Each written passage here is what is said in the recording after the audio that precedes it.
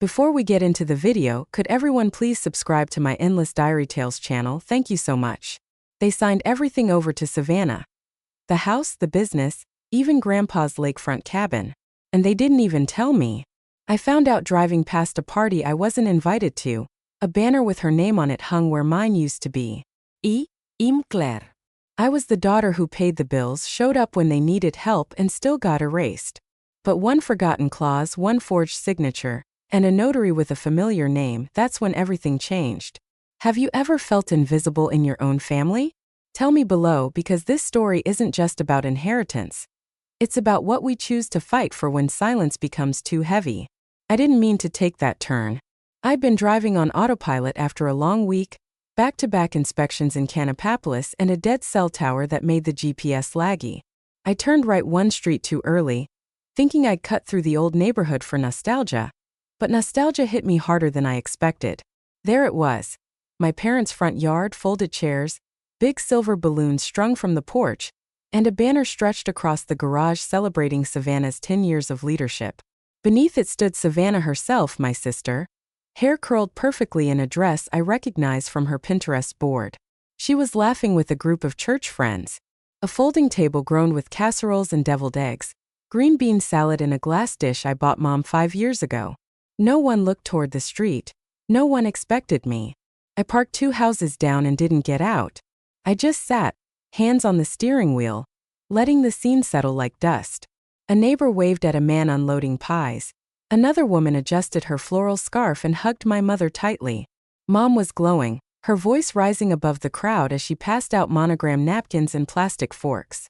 Not one glance in my direction, not one plate set aside for me. I stayed for 5 minutes, maybe less, watching Savannah pose for photos beside a framed newspaper clipping about the freight company. Our company, the one I helped scale regionally during the rough years after Dad's heart scare. They'd named her the face of it all. I wasn't even a footnote. Eventually, I put the car in reverse and drove home slowly, carefully, like speeding might crack something in me I couldn't glue back. Back in my apartment, I didn't kick off my shoes. I didn't turn on the lights. I went straight to the hall closet, pulled out the old plastic bin I hadn't opened in years. It was dusty, the lid fogged from age, the corners taped shut from the last move. Inside were things you only keep because you once promised yourself you'd want to remember. Yellowed report cards, fading Polaroids, a summer camp lanyard, and at the bottom a velvet pouch. I knew what was inside before I opened it. The silver hairpin, thin and curved like a ribbon. It shimmered faintly even under the hallway bulb. My mother had given it to me for my 16th birthday with the words, "As long as you wear this, you're part of us." I remembered her saying it softly like it was sacred. I wore it to prom, to college move-in day, even during Grandma Elma's funeral. I'd stopped wearing it somewhere along the line, not on purpose. It just faded into drawers like I had. I held it in my hand for a long while, not crying, just remembering. Then I slid it back into its pouch and pushed it under my sweaters. Maybe later, maybe never. I reheated leftover soup for dinner. The silence in the room felt louder than usual. The only sound was the hum of the microwave and the clink of my spoon against ceramic. Then my phone buzzed. An unknown number. I almost ignored it, but something in me didn't. "Hello." My voice cracked, not from nerves, just dryness. A pause. "Is this Claire Monroe?" "Yes, this is Harold Beasley. I used to represent your parents on estate matters. Apologies for calling out of the blue. I was following up on the trust transition paperwork." I blinked. "What paperwork?" "It was sent to you a few months ago. Certified mail to your address in Garland." "I never received anything." Another pause. Paper shuffled on his end. That's odd. It was signed for." "I thought perhaps you'd chosen not to respond." I stood up, soup forgotten. "Can we talk in person?" he added. "There may be things we need to review together." "What kind of things?" Another pause, more papers, then softer. "Let's just say I think you should see what changed." My chest tightened, but my voice stayed steady. "When?" "Tomorrow? I can block noon." I nodded, forgetting he couldn't see me. "I'll be there." After we hung up, I stared at the wall for what felt like forever. Not at a photo or a memory, just at the pale empty drywall, the kind you don't decorate because you keep waiting to move on. A trust transition? I was part of the original trust, at least I used to be. I remember Dad saying something about splitting things evenly when they were first setting up the estate. That was before Savannah moved back in, before her second divorce and the charity galas, before I started feeling like a guest at every family gathering. What trust papers? I whispered aloud to no one. The silence answered back. The woman at the post office didn't mean to deliver a punch, but that's what it felt like. She tapped her keyboard, squinted at the screen, then said in a flat voice, "You're not listed on the forwarding address anymore. It's under Savannah Monroe." She didn't look up when she said it. Maybe she thought she was helping. Maybe she'd already moved on to thinking about lunch. My throat went dry. When was that change made? She clicked. 3 months ago, digitally signed. It shows a form filed from a Concord IP address. A pause. Do you still live at Timberleaf Drive? I shook my head. I haven't lived there since 2016. Well, it looks like someone updated the record in March. Your name was removed from the unit and replaced with Savannah's. She said it like it was a library card adjustment. I thanked her and stepped away slowly, hands cold, feet numb. Outside, the summer sun hit my face, but I barely felt it. I stood on the curb, clutching the small receipt. She'd handed me a receipt like it explained everything. It didn't. This wasn't just someone forgetting to see me. This was someone cutting me out on paper, in a database, in a way that made it harder for me to even know I was being erased. I got into the car and sat there for a moment, the engine off. I stared at my name on my license, then back at the receipt. Claire Monroe. Still me, still here. A memory flickered. March 2020. I'd wired $1,800 to Mom's checking account after she'd called in a panic about the property tax bill. It slipped through, she'd said. We'll pay you back.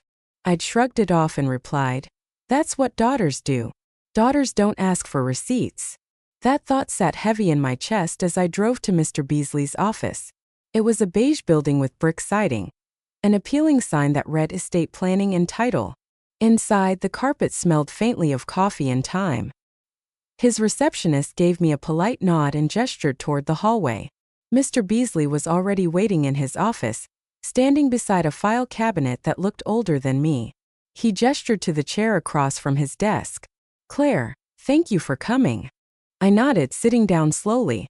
You said you had some documents? He adjusted his glasses and opened a manila folder. Inside was a crisp set of legal pages, neatly stapled, marked with seals and initials.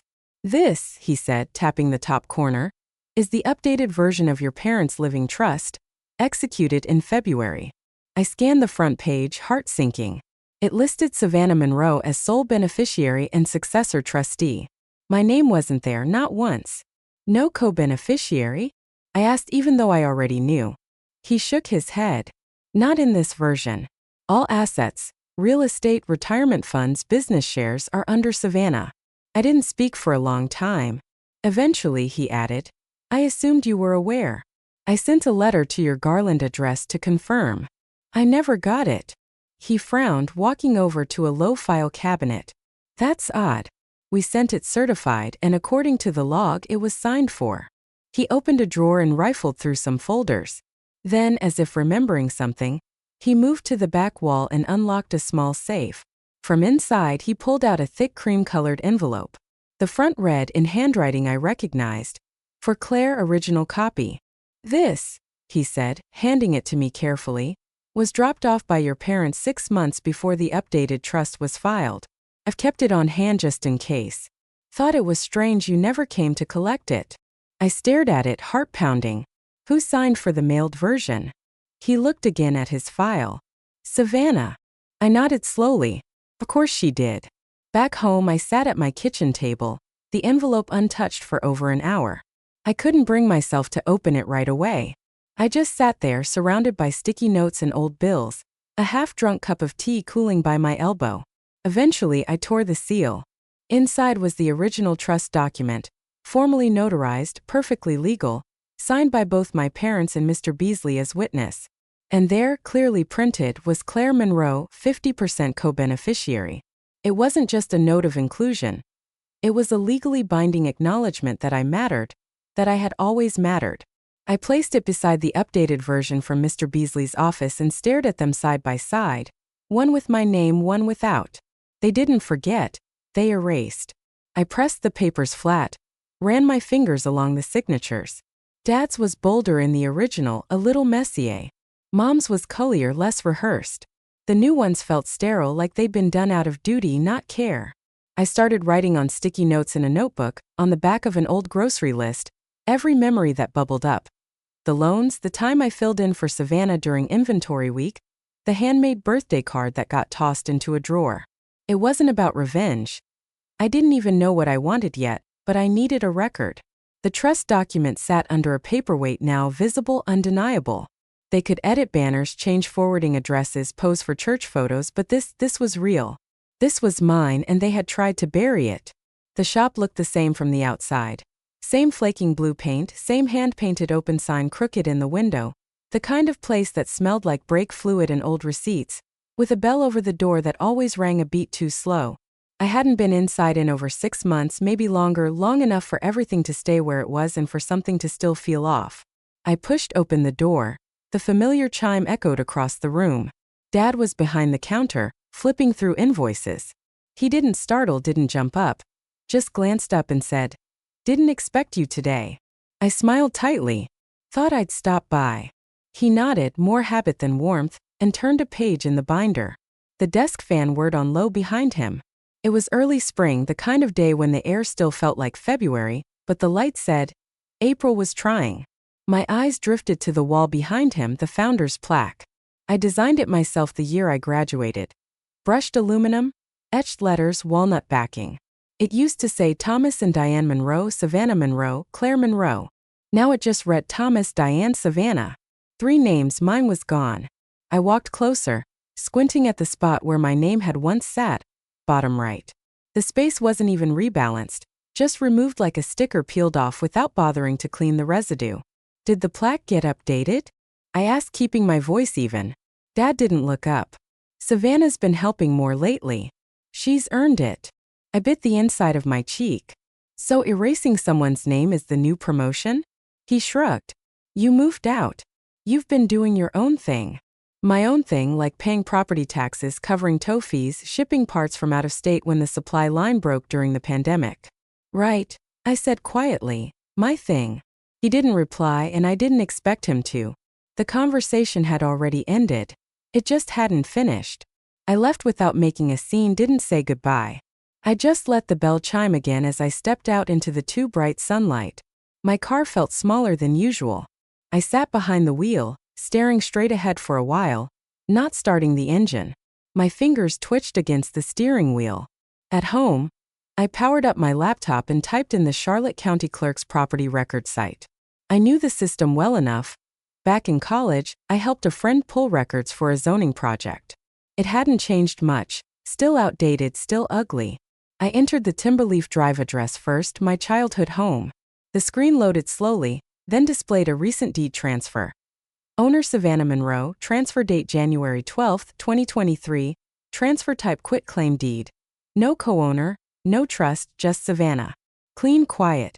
I clicked through to the warehouse lot, our family's original shop location. Still zoned commercial, same thing transferred to Savannah alone. And there it was, a signature, Thomas Monroe. Except it wasn't. The loops were wrong. The T slanted backward, almost printed. I'd seen Dad's signature 100 times on birthday cards, on field trip slips, on the check he gave me when I moved into my first apartment. I dug through the file drawer beside my desk. It took a minute, but I found it. An old field trip form from high school. Dad had signed it while I stood beside him watching the ink curl. I held it beside the deed, same name, different hand. I didn't need a forensic expert. I needed common sense. That wasn't his handwriting. I stared at the screen for a long moment. No music, no movement, just the sound of my mouse clicking between PDFs, zooming in, zooming out.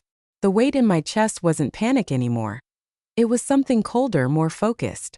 They didn't forget. They rewrote quietly, thoroughly, with digital forms and plaques and legal filings, and they counted on me never looking. I opened my phone and scrolled through contacts until I found one I hadn't touched in years. Franklin Miles, estate law, retired. I tapped call and listened to the ring buzz against my ear. He picked up after the third tone. Claire. His voice was slower than I remembered but warm. Hi, Mr. Miles. I think something illegal happened. Can we talk? The pie box felt cold in my hands. I'd picked the least offensive option at the store. Pecan, not too sweet, not too personal. The bottle of red wine wasn't chilled. I hadn't written a card. There was no bow, no ribbon, just a paper bag in my presence, which used to mean something. The Monroe driveway was already packed when I pulled in. Church friends in pastel blouses and khaki slacks were milling around the front porch, balancing lemonade cups and making small talk about choir schedules and HOA meetings. Savannah stood at the center of it all, smiling just wide enough, hugging just long enough. Her hair curled at the ends. Her dress was cream and fitted. Her laugh floated through the air like she'd practiced it. She turned as I approached. "Oh, Claire, you made it." I handed her the pie. "Store was out of your favorite." Her fingers brushed mine, cool and dry. "This will do. Come on in."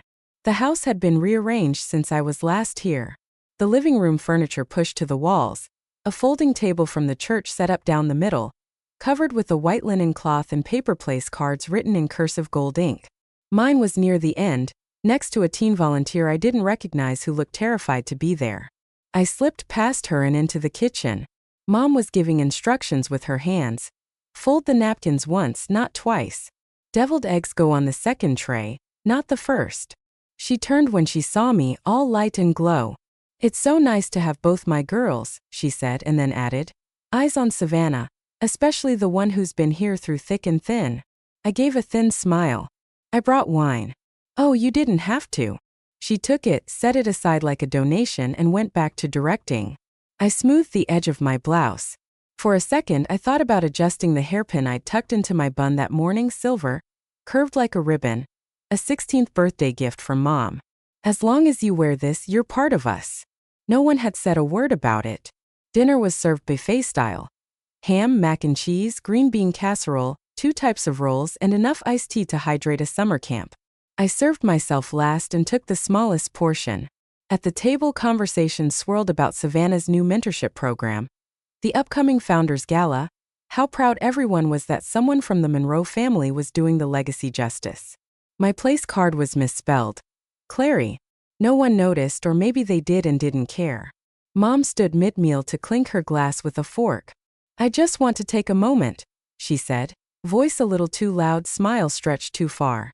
"To honor the daughter who's carried our legacy through the hard times, the one who stayed when it mattered. Savannah, we are so proud of you." The applause was instant. Plates rattled, someone whistled. I looked down at my fork. There was a chip in the handle. Afterward, I did what I always did.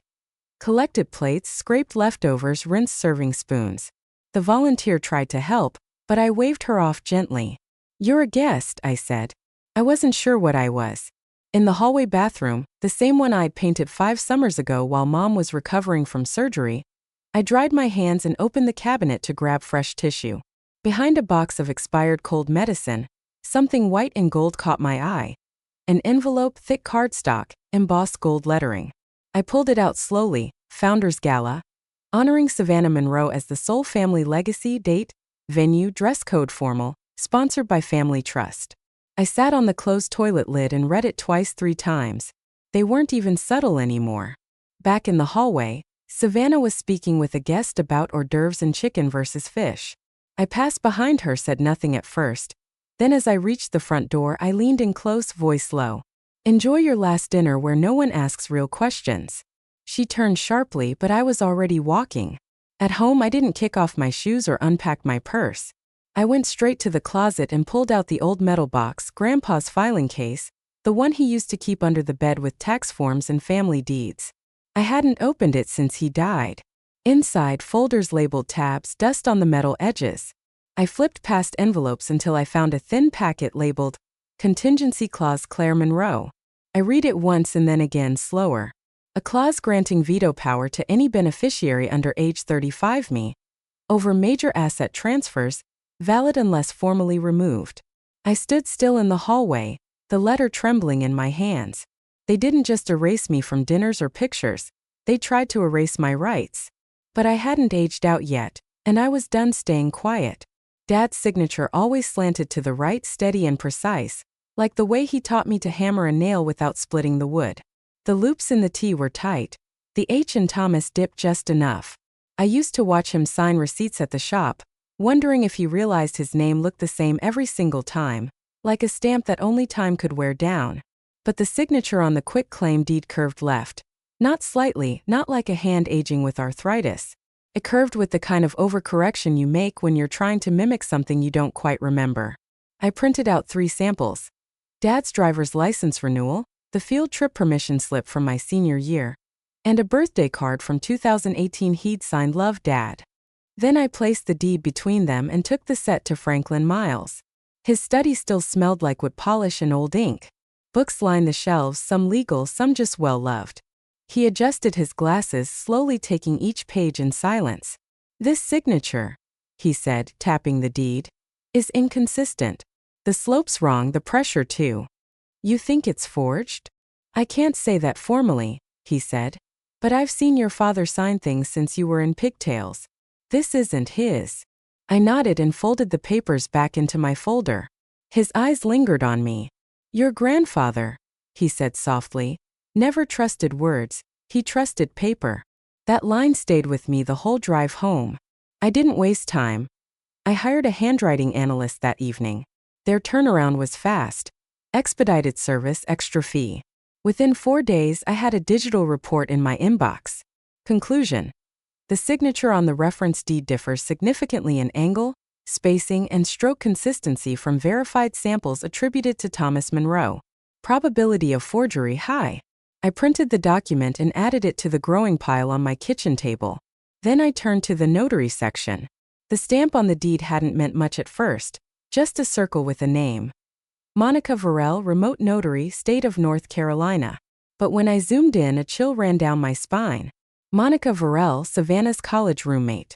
They'd lived together sophomore year, took that spring break trip to Florida together, the one they joked about for years.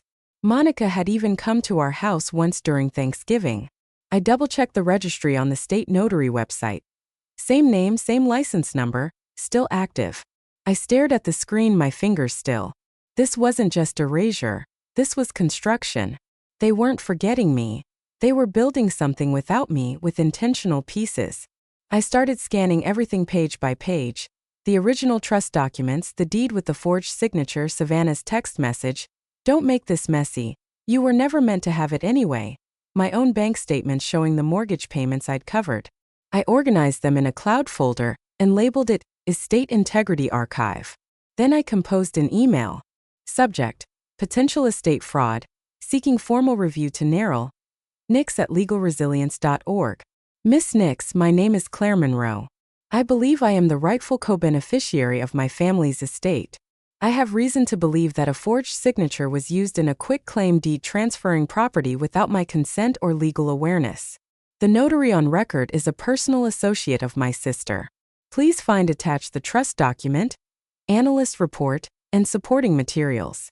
I would be grateful for a brief review and your legal insight. Best, Claire Monroe. I sent it at 8:46 p.m. A minute later, I added the link to the archive just in case. At 12:34 a.m. I got a reply. Subject: Let's talk, Claire. I've reviewed your files, I've seen enough. Let's schedule a petition filing. Neryl. I didn't cry, I didn't smile. I sat back and exhaled. The next morning, I woke up before my alarm.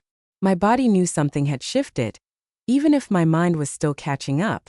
I dressed in jeans and a button-down, hair pulled back, no makeup. Not hiding, not preparing for a show, just ready to move. As I poured coffee, my phone buzzed. Voicemail, no name, but I knew the number. I hit play and leaned on the counter. Mom's voice. Claire, sweetheart, we just didn't want to burden you with all the logistics. You've always been, well, more sensitive. We thought Savannah could handle the pressure better. There was a pause, a soft sigh. I hope you understand. I didn't reply, I didn't save it either. I just stood there watching the steam curl from my mug. They hadn't said, "I'm sorry." They'd said, "You're sensitive." That wasn't an apology, that was a defense. And I was done being on trial for how I felt. I didn't walk in with fire in my chest or fury in my steps. I walked in holding a black case in both hands, steady and zipped. The courtroom smelled like fresh mop water and old paper. Nothing dramatic, just official, just ready. Neryl Nix sat beside me, already arranging documents. Her presence filled the room without needing to speak. Across the aisle, Savannah twisted a ring on her finger. Dad stared ahead, hands folded neatly. Mom dabbed at the corner of her mouth with a napkin she didn't need. The judge looked tired but focused. He adjusted his glasses and said, "Let's begin." We did. Neural moved with precision, laying out each item like puzzle pieces that had always fit. First, the original trust documents with my name listed clearly as co-beneficiary. Then, the handwriting analysis highlighted and annotated, pointing out the irregular slant in Dad's forged signature. Next, the registry from the Notary Commission, Monica Varell, Savannah's college roommate. The judge raised an eyebrow and now, Neril said, pressing a small button on her speaker device. An audio recording verified and timestamped. Savannah's voice filled the room a little too loud at first. Let her pay. She just wants to feel needed. That's all she ever wanted. Silence followed. Savannah's head dipped slightly. Dad cleared his throat but said nothing. Mom glanced at her purse like she might find comfort in the lining. The judge tapped his pen against the bench. Based on this evidence, I am placing an immediate freeze on all Monroe estate transfers.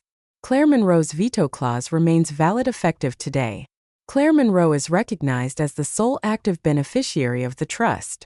No gasps, no outbursts, just stillness like something exhaled. Afterward, I didn't go home right away. I drove back to the house on Timberleaf Drive, my old home. No one answered when I knocked, but I knew where the spare key was still taped behind the loose gutter by the porch light. Inside, everything was where it always was. The couch with the same embroidered pillows, the dent in the hallway where Savannah slammed a suitcase once. I moved quietly, not touching anything until I reached the bookshelf in the corner. I pulled out the copy of Charlotte's Web Grandpa used to read to me on the porch, pages soft from use. Tucked inside the cover was the folded family photo, the one they'd hung on the wall with me trimmed out. The full version was still here behind the book's back cover. I didn't take anything else. Back at my grandfather's house by Lake Norman, the sun was setting through the kitchen window. I unlocked the back door and stepped out onto the porch. The old fern still hung in its hook, its leaves slightly browning at the tips. I watered it slowly. Inside, I placed something small on the mantel. A paper crane, faded at the edges, folded by Grandpa Walter on a quiet Sunday years ago. "You fold it sharp," he'd said, guiding my fingers. "It only flies straight if you make it right." I stepped back and looked at it. That was enough. Later that night, my phone buzzed once. A voicemail. Mom's voice, small this time. "Claire, I hope you're okay." That's all. I listened to it twice, then I deleted it, not out of spite, just peace. I didn't call back. I locked the front door, made tea, and sat by the window in the old armchair. The lake shimmered still and wide. I wasn't angry. I wasn't triumphant. I was here, not the girl who begged to be noticed, not the woman who kept proving she belonged, just Claire. Whole, sitting by the window with a warm cup of tea in my hands. I didn't feel like I'd won anything. I just felt like I'd finally taken my rightful place in the home that was always meant for me. In families, some truths don't need to be shouted to be heard. Sometimes all it takes is standing firm without stepping back and loving enough not to seek revenge. Because the most powerful thing we can do isn't to hurt back, but to restore what was lost. If this story touched something in you, I'd love to hear your thoughts. Maybe you too have walked through quiet seasons just to reclaim your worth in a place once called home.